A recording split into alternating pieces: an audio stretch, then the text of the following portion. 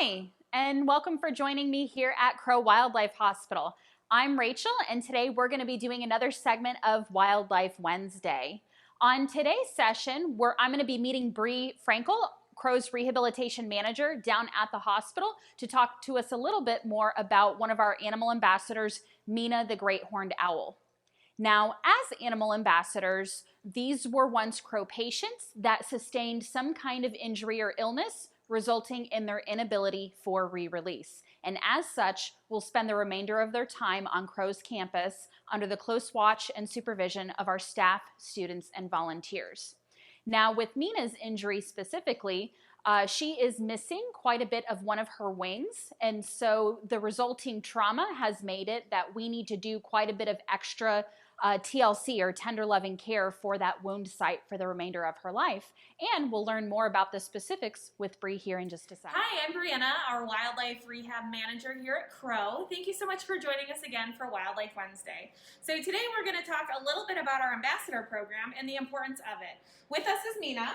We're going to do a little bit of special fun stuff with her today. But the purpose of our ambassador program is to educate others about the species that we see here, how we help them when they're in need of assistance via, our transport teams, our satellite drop-off locations, and whatnot.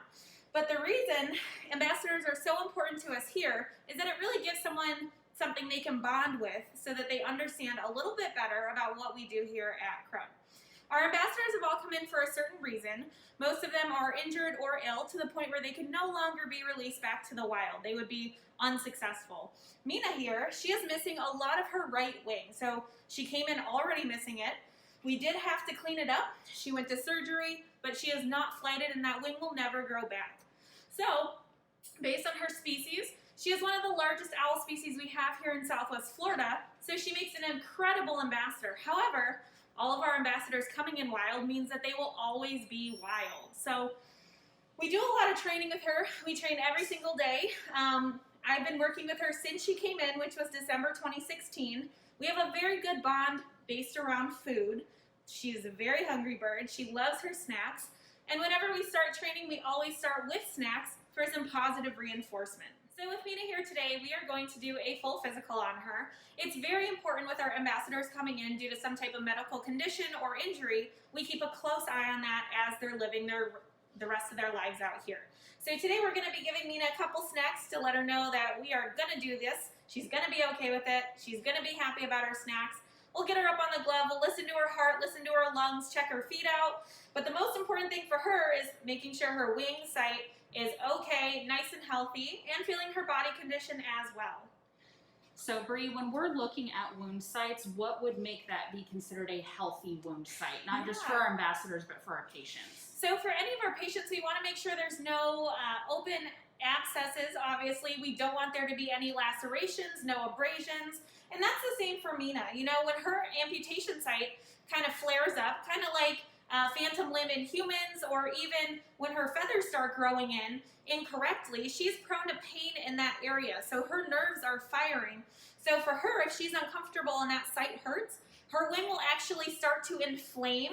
It'll become bigger. It'll become a little bit squishier. It will become warm to the touch, and she will be very uncomfortable when I go to touch it. However, she lets me know whenever it hurts. So if I go into her enclosure and her wing is hurting, she'll actually take it and she'll stick it right out to me and show me that it hurts so we can get some nice pain meds on board. So we're going to give her a couple snacks and see how she's feeling today.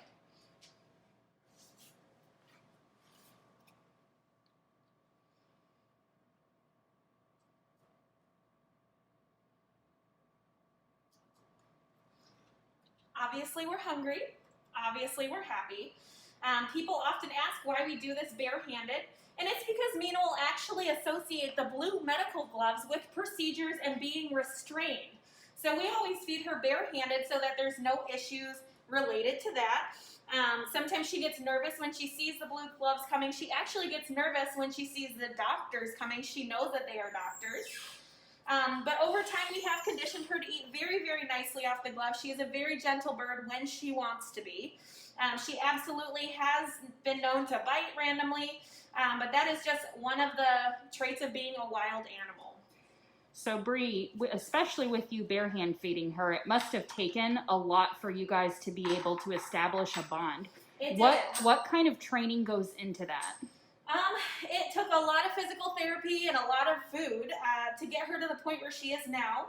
It took us about 6 months to have a good, booming relationship, and at that point, I was able to start hand feeding her.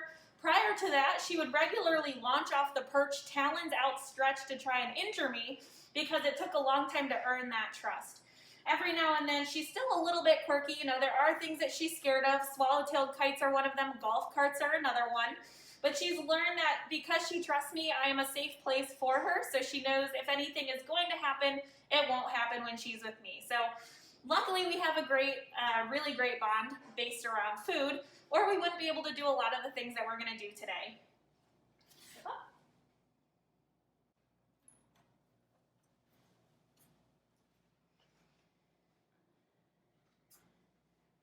So Bree, which I'm assuming it's her left wing that looks a little shorter, that's the injured one.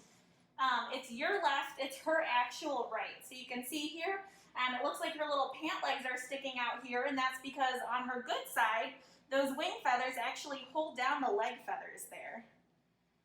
So as you can see, we're on the glove, we're nice and comfortable, we're happy to be up here. We're also watching our volunteer who's in the background working outside for us today.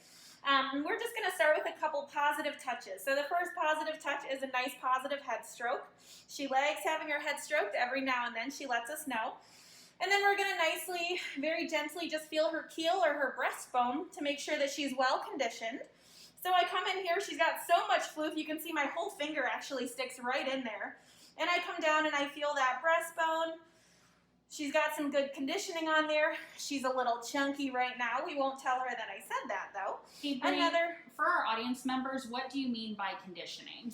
Oh, so conditioning means how does her muscle form around her keel bone? So our birds that are well flighted should have a nice round pad of muscle around that bone there. Our really emaciated birds feel very pointy along their breastbone because they have no muscle. So she only has one wing, so she is under conditioned. She can't fly. She will sometimes use that wing for balance and for hopping around and that type of thing, but her overall condition is still pretty good. She's just a little thin, but that's not based on weight. It's just based on her muscle conditioning. So Bree, from the sounds of it, that would be how you would examine a patient at our hospital as well, right? Absolutely. Whenever we have birds coming in, feeling their conditioning is one of the most important things because it tells us how long that animal has been down. Our birds that come in very round in the chest, they're well flighted, they haven't been down very long, versus our birds that come in really skinny. It just feels very pointy, there's no muscle conditioning whatsoever, and that's important because the muscles around that keel bone there are the predominant flight muscles there. So we need to have those in order for a successful rehab and release. So now that we felt her muscles, we know that she's feeling pretty good. I always just kind of run my fingers. I make sure the one wing looks good here. And then I'm going to go ahead and I'm going to see if she'll let me take this little nubbin out. So I pull this little amputation site out every single day. We make sure it looks nice and healthy. She might try and hide it. She's like, what's happening? But you can see there's some fuzzy feathers growing in here on the edge. If I move those away, we can see a nice clean amputation site right there. It looks like right now she has one little scab here on the bottom edge of that, and that's because she had a feather that was growing in incorrectly, so she plucked it herself. So based on feeling that, it's not warm to the touch, it's not inflamed. I always give it a little massage just to make sure that there's no scar tissue buildup or any soreness or anything. If she was hurting and I did this, she would promptly do a fake strike at me like she was gonna bite, and just letting me know that, ouch, that hurts. So her wing site looks really, really good. As you can see, she doesn't really have very much of a wing here. So that is her one unhealthy wing. And then she's got her full wing here. All her feathers look really great. As we can see, her tail feathers also look good. We also check her toes. We make sure that her talons are looking nice and healthy. The nail beds look really great. Her talons are appropriate length. And then at this point, We would also listen to her heart and lungs. So she has been conditioned to be okay with this. We do lots of rewards, lots of positive touch, lots of positive snacks. That's one of the most important things. And now we're going to listen and see how she sounds today.